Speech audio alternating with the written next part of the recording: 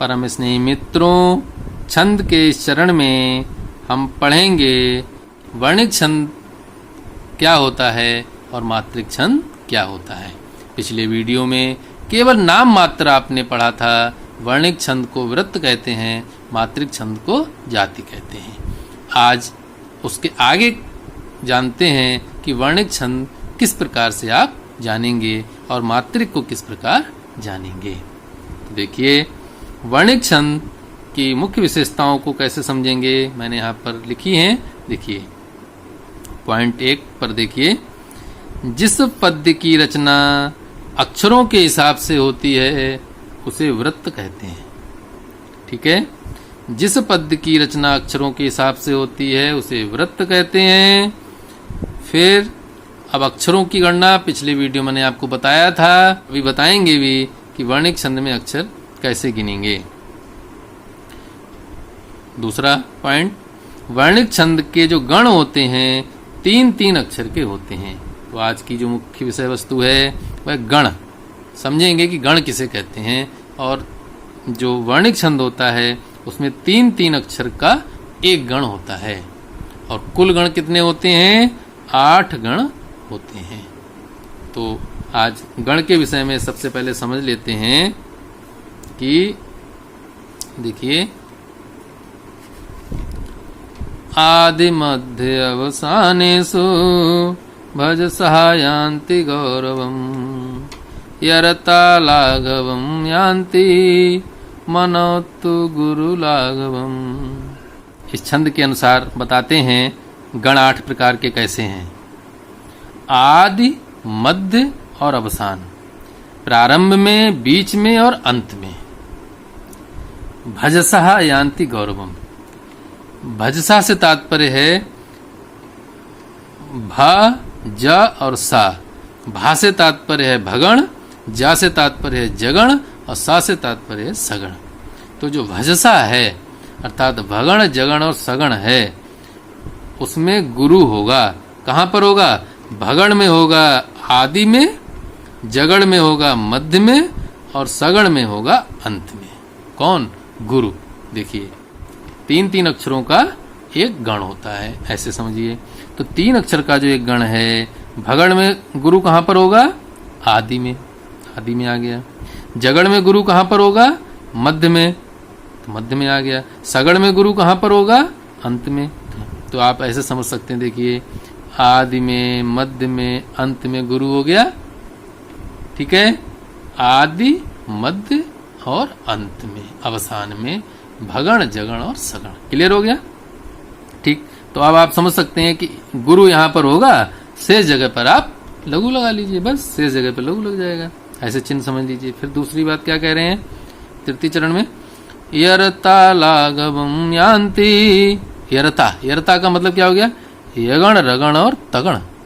यगण, रगण, तगण। तो यगण में देखिए यगण, रगण और तगण, यगण, रगण और तगण। यरत मैंने ऐसे दर्शा दिए हैं, आप आसानी से समझ सकें। तो क्या कह रहे हैं? लाघवम् यान्ति, अर्थात लघु होगा।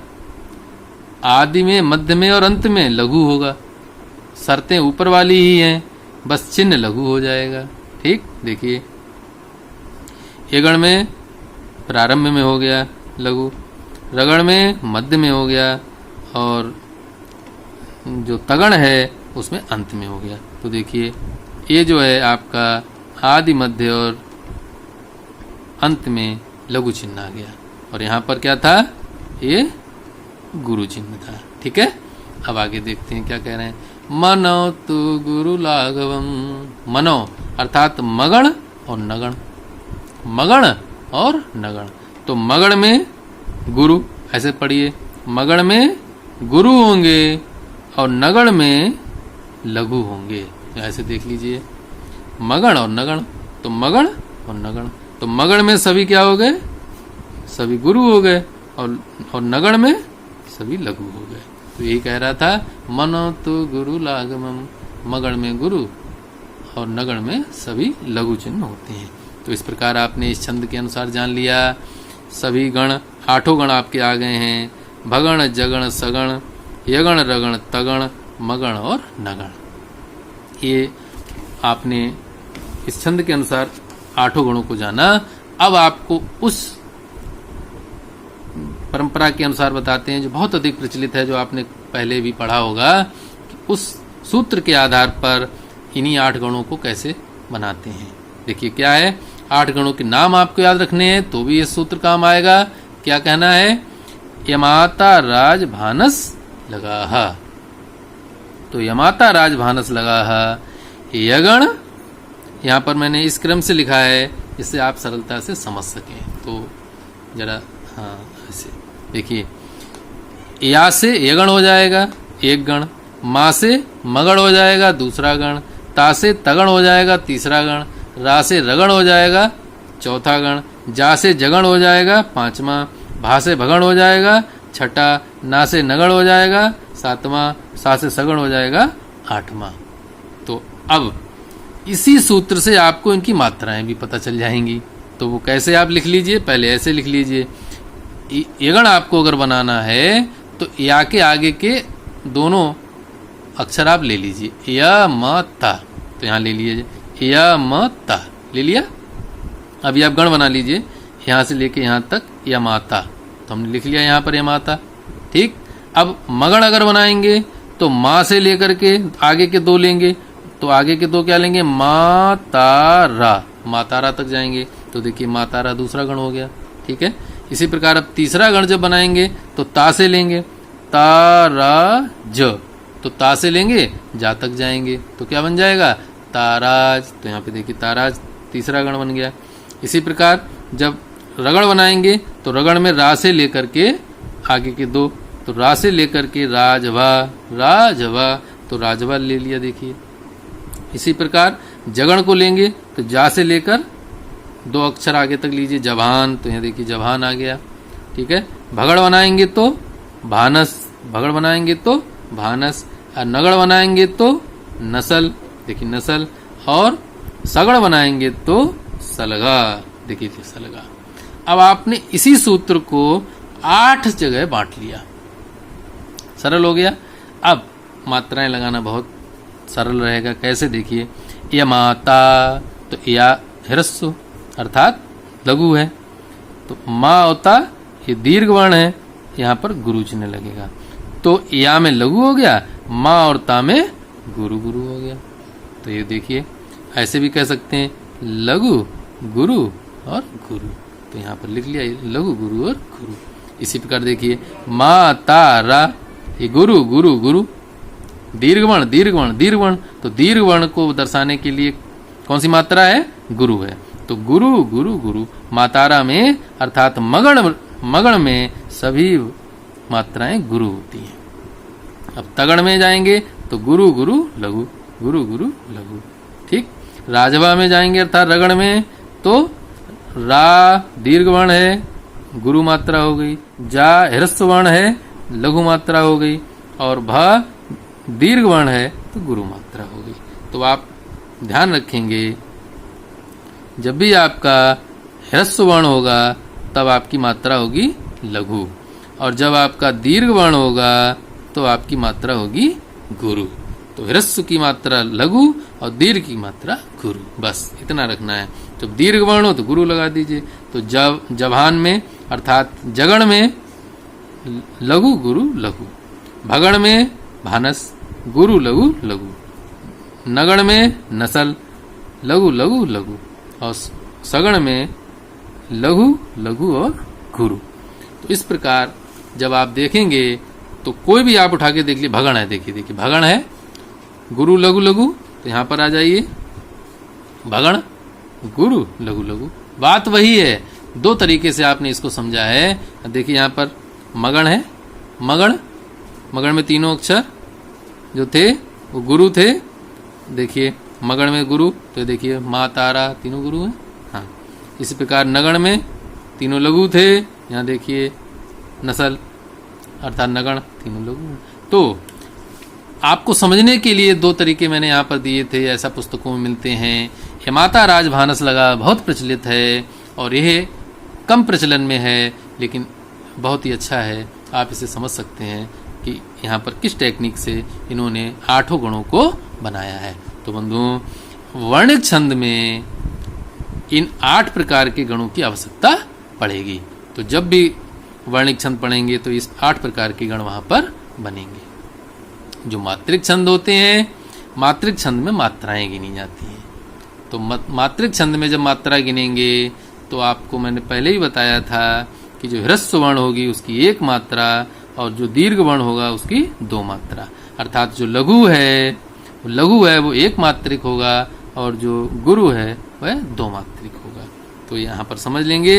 अब अभी गिनती भी करेंगे। पहले आप ऐसे समझ लीजिए कि मात्रिक छंद की मुख्य बातें क्या होती हैं।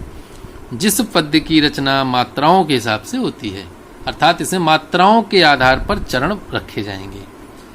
यहाँ पर वर्ण नहीं गिने जाएंगे, अक्षर नहीं गिने जाएंगे। मात्रिक जो छंद होगा उसमें मात्राएं गिनी जाएंगी। एक उदाहरण के तौर पर मैं आपको बता दूं, जैसे अभी आपने वर्णिक छंद पढ़ा, तो वर्णिक छंद में आपको क्या होगा, ये आपका अनुष्टुप छंद है यहाँ पर बना हुआ। तो आप गिनती कैसे करेंगे वर्णिक छंद में? ऐसे करेंगे 1 2 3 4 5 6 7 8। तो यहाँ तक 8 अक्षर हो गए। ठीक, इसी प्रकार आगे 1 2 3 4 5 6 7 8। तो यहाँ तक कितने अक्षर हो गए? 8 हो गए। आगे 1 2 3 4 5 6 7 8, ये 8 हो गए। मैंने अब देखो जो अब बीच में जहाँ स्वर नहीं है उसको नहीं गिना है। ये पिछले वीडियो में आपको बता चुका था कि किस तरीके से आप इनकी गणना करेंगे। फिर देखिए 8 हो गए यहाँ तक। अब 1 2 3 4 5 6 7 8, ये हल चिन्ह है, इसकी गणना इसी में आएगी। ठीक है, तो 8 यहाँ पर हो गए। तो ये देखिए 8 अक्षर 8 अक्षर 8 अक्षर 8 अक्षर। जब चारों वर्णों में 8 वर्ण होते हैं तो वह छंद होता है अनुष्टुप। ठीक है, तो ये केवल उदाहरण के तौर पर आपको मैंने बताया कि वर्णिक छंद में केवल वर्ण गिन करके हम छंद की गणना कर लेंगे, छंद का हिसाब लगा लेंगे। तो ये अनुष्टुप छंद को आपके उदाहरण के तौर पर मैंने यहाँ पर बता दिया। वर्णिक छंद में वर्ण गिन लेंगे, लेकिन मात्रिक छंद में वर्ण नहीं गिने जाएंगे। तो जो मात्रिक छंद होगा उसमें वर्ण नहीं गिने जाएंगे, उसमें मात्राएं गिनी जाएंगी। तो यहाँ पर अनूठा हिसाब होगा जो आपको करना होगा। ठीक है, अब देखिए मात्रिक छंद का प्रत्येक गण 4 मात्राओं का होता है। लीजिए क्या अंतर है मात्रिक और वर्णिक में? मात्रिक छंद में 4 मात्राओं का एक गण होता है और वर्णिक छंद में 3 अक्षर का एक गण होता है। 3 अक्षर का एक गण होता है। देखिए आपको मैंने यहाँ पे बताया था 3 अक्षरों का एक गण है। ठीक है, और मात्रिक छंद में 4 मात्राओं का एक गण होगा। मात्राएं 4 हो गई, एक गण हो गया बस। मात्रा 4 कैसे होंगी देखिए आपको बताते हैं। 5, और यहाँ पर और एक मुख्य बात है वह देख लीजिए, मात्रा गण सब मिलकर 5 होते हैं। ठीक, मात्रा गण 5 होते हैं। मात्रिक छंद में 5 गण यहाँ पर लिखे हुए हैं। यहाँ पर 8 गण होते हैं, वर्णिक में 8 गण लिखे हुए थे। यहाँ वर्णिक मात्रिक में 5 गण होते हैं, 5 गण यहाँ पर लिखे हुए हैं। मगण सगण जगण भगण और नगण। देखिए ये जो चिन्ह है, अब कैसे, मगण को ऐसे समझ लीजिए, मगण में मातारा था। मगण में क्या था? मातारा। देखिए मगण में मातारा अर्थात 3 गुरु थे गुरु। अब एक गुरु में 2 मात्राएं होती हैं, तो 2 2 4 और 2 6 मात्राएं हो गई। मगण में हो गई 6। लेकिन हम यहाँ पर जब गिनेंगे तो मगण में 2 मात्राएं इसकी, 2 मात्राएं इसकी, 4 हो गए। तो 4 का ही गण होता है। अगर हम तीसरा भी ले लेंगे तो 6 हो जाएंगे। 6 करने नहीं है। तो एक गण में कितनी मात्राएं होती हैं? 4 होती हैं। तो 4 हो गई, यहीं पे पूरा हो गया।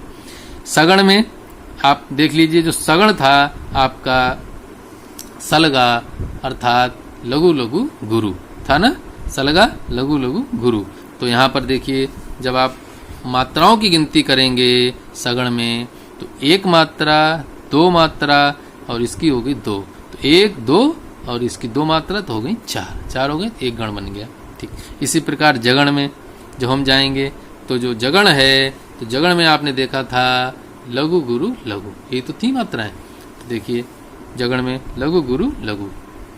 अब देखिए 1 मात्रा और 2 3 हो गई और 1 4, 1 2 3 और 4। गिनती करना बहुत आसान है। ये जो यस रूप में लिखा हुआ है इसकी गिनती 2 में करिए, और इसका तो एक वैसे ही है तो 1 में करिए, लघु है, ठीक है। तो 2 3 4 1। अब देखिए यहाँ पर कुछ विशेष बात है। क्या विशेष है? नगण। जो नगण है उसमें था नस्ल, अर्थात तीनों लघु थे। अब देखिए यहाँ पर नगण में अगर तीनों लघु हैं तो 3 मात्राएं ही तो बनी, केवल 3 बनेंगी, इसलिए 1 मात्रा और लगा करके कितनी बन गई? 4। तो 4 मात्राओं का एक गण बनाना है, तो नगण में एक और मात्रा बढ़ाई, तो देखिए 1 2 3 और 4। इस प्रकार 5 गण होते हैं मात्रिक छंद में। तो मात्रिक छंद आर्या होता है। आर्या छंद की गिनती जो है मात्रिक छंद में की गई है, और हम जब छंदों को पढ़ेंगे तो आर्या छंद को जब पढ़ेंगे उसमें मात्राओं की गणना करेंगे। तो बंधुओं, आपने इस प्रकार जाना कि वर्णिक छंद में वर्णों की गिनती कैसे करेंगे और मात्रिक छंद में मात्राओं की गिनती कैसे करेंगे। अब आपको एक बात और बता देता हूं कि जो वर्णिक छंद होता है वह 3 प्रकार का होता है। वर्णिक छंद कितने प्रकार का होता है? 3 प्रकार का होता है। एक होता है समवृत्त, एक होता है अर्ध समवृत्त, और एक होता है विषम। ठीक है, बहुत संक्षिप्त रूप से आप इसको समझ लीजिए, बहुत आसान है। समवृत्त, सम का मतलब होता है समान। सम का तात्पर्य क्या होता है बंधु? सम का तात्पर्य होता है समान। तो समवृत्त वह होता है क्या? जिस पद्य के चारों चरण अर्थात चारों पाद एक जैसे हों, समान हों, चारों चरण समान हो। मैंने उदाहरण के तौर पर देखिए बना दिया है, एक चरण, दूसरा चरण, तीसरा चरण, चौथा चरण। देखिए सभी चरण बराबर हैं। तो जब चारों चरणों में बराबर वर्ण होते हैं, जैसे अभी अनुष्टुप में मैंने आपको बताया था, अनुष्टुप छंद में 8 8 8 8 चारों चरणों में समानता थी, तो वह अनुष्टुप छंद था। तो अनुष्टुप छंद किस में आएगा? अनुष्टुप छंद की गणना किस में की जाएगी? समवृत्त छंद में की जाएगी। तो चारों चरण यदि बराबर वर्ण के हैं, बराबर अक्षर हैं, समान अक्षर हैं, तो समवृत्त में गिना जाएगा। इस प्रकार समवृत्त छंद कई होते हैं, उनको मैं बताऊंगा जब आगे पढ़ाऊंगा। अब देखिए अर्ध समवृत्त क्या होता है। अर्ध समवृत्त का शब्द से ही आप समझ सकते हैं, आधा समान वृत्त अर्थात छंद। जो वर्णिक छंद है उसे वृत्त कहते हैं। तो आधा समान छंद अर्थात अर्ध सम कैसे करेंगे? अब ये थोड़ा ध्यान रखेंगे कैसे। जिस पद के प्रथम तथा तृतीय चरण समान हो, प्रथम तथा तृतीय चरण, ठीक है। तो प्रथम और तृतीय चरण जो होता है जिसमें समान हो, अब आप ऐसे समझ लीजिए, प्रथम तृतीय, पहला ए हो गया, दूसरा ए हो गया, तीसरा ए हो गया, चौथा ए हो गया। तो पहला और तीसरा ऊपर नीचे का हो गया, ऐसे कर सकते हैं। और ये जरूरी नहीं है कि चरण ऐसे हो, चरण आपका 1 चरण, 2 चरण, 3 चरण, 4 चरण, ऐसे भी आपका पद लिखा हो सकता है। तो पहला और तीसरा ऐसे करेंगे, ये दूसरा और चौथा ऐसे करेंगे ना। तो इतना समझ लीजिए। तो अगर आपका ऐसे लिखा हुआ है तो पहला और तीसरा ए हुआ, तो पहला और तीसरा चरण समान होगा, दूसरा और चौथा चरण समान होगा। किस रूप में? अक्षरों की गिनती जब करेंगे तो दूसरे चरण के अक्षर और चौथे चरण के अक्षर समान होंगे। ऐसे ही पहले चरण के अक्षर और तीसरे चरण के अक्षर समान होंगे, और आपस में इनमें भिन्नता होगी। इसमें कम या अधिक होंगे, इसमें भी कम या अधिक होंगे, लेकिन पहला और तीसरा चरण समान होगा। यहाँ पर दूसरा और चौथा चरण समान होगा। ठीक है, देखिए द्वितीय एवं चतुर्थ चरण दूसरी तरह से समान हो। हमने लिखा है ना, दूसरी तरह से समान हो। तो दूसरा और चौथा चरण अपने आप में समान होना चाहिए, पहला और तीसरा चरण अपने आप में समान होना चाहिए। तो ये अर्ध समवृत्त छंद कहलाएगा। कुछ नोट करने वाली बात है, प्रथम और तृतीय चरण को विषम कहते हैं। प्रथम और तृतीय चरण को क्या कहते हैं? विषम। देखिए सम संख्या और विषम संख्या होती हैं। ये सम संख्याएं 2 और 4, और ये विषम संख्याएं 1 और 3। गणित के हिसाब से भी आपने जान लिया। द्वितीय और चतुर्थ चरण को सम कहा जाता है। ठीक है, तो समझ गए आप अर्ध समवृत्त छंद कौन से होते हैं। अब देखिए विषम छंद। विषम छंद, तो विषम के लिए जिस पद के चारों चरण परस्पर भिन्न होते हैं। चारों चरण जिसमें भिन्न हो, चारों चरण के जो अक्षर होंगे अलग अलग होंगे, गिनती करेंगे तब तो वो विषम छंद कहलाएगा। लेकिन नोट है कि विषम व्रत साधारणतः साहित्य में बहुत कम आते हैं। तो विषम व्रत जो छंद हैं बहुत कम होते हैं। तो आपने जान लिया कि समव्रत, अर्ध समव्रत और विषम व्रत छंद की दृष्टि से 3 प्रकार का वर्णिक छंद होता है। तो अब देखिए वर्णिक छंद की इन्हीं तीनों बातों को दर्शाने के लिए कि समव्रत, अर्ध समव्रत और विषम को दर्शाने के लिए छंदो मंजरी में क्या लिखा गया है, तो मैंने आपको बता दिया है। छंदो मंजरी में क्या लिखा है, देखिए समम अर्ध समम वृत्तम। तो क्या हो गया, एक हो गया समव्रत, एक हो गया अर्ध समव्रत, तीसरा हो गया विषम। चा इति त्रिधा, त्रिधा अर्थात 3 प्रकार का वृत्त छंद होता है। तो जो वृत्त छंद है या वर्णिक छंद है 3 प्रकार का होता है, समव्रत छंद, अर्ध समव्रत छंद और विषम। इस प्रकार आपने जाना कि 3 प्रकार का किस प्रकार से वर्णिक छंदों को विभाजित किया गया है, और आपने भली प्रकार जाना कि वर्णिक छंद की गिनती किस प्रकार करेंगे, मात्रिक छंद में अक्षरों की गिनती किस प्रकार करेंगे। तो मित्रों आपने भली प्रकार जाना कि वर्णिक छंद में किस प्रकार से आप गौर करेंगे और मात्रिक छंद में किस प्रकार से आप मात्राओं को गिनेंगे। मैंने प्रयास किया है कि सभी प्रकार की बातें आपके सामने आ जाएं। मेरा आपसे निवेदन है, जिन लोगों ने मेरे चैनल को सब्सक्राइब नहीं किया है कृपया सब्सक्राइब कर लें, जिससे मेरे आगे आने वाले वीडियो अपलोड होते ही आपको मिल सकें। आज के सत्र में इतना ही। धन्यवाद। नमस्ते समम। जय हिंद।